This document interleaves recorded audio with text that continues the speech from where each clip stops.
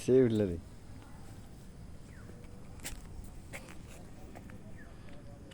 ইয়া করা আছে না?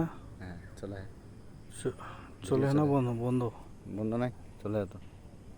আচ্ছা। আমরা চলে আসছি শ্রীমঙ্গল চা বাগানে। এখানে ঘুরে দেখার অনেক কিছু আছে।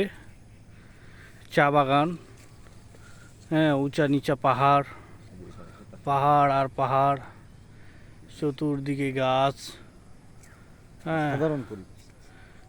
অসাধারণ একটা পরিবেশ। অনেক ভিউ আছে নেওয়ার।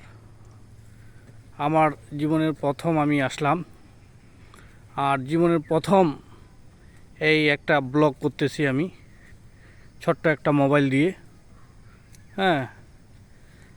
আর এখন বিকালবেলা, আপনারা সবাই লাইক কমেন্ট শেয়ার করবেন। এই যে চা বাগানের মধ্য দিয়ে আমি হাঁটতেছি, কোনো মানুষজন নেই, শুধু আমি একাই। ভয়ও লাগতেছে। পাহাড়ে উঠছি, অনেক উঁচা নিচা পাহাড়। এটা হচ্ছে ইস্পাহানি চা বাগান, শ্রীমঙ্গল।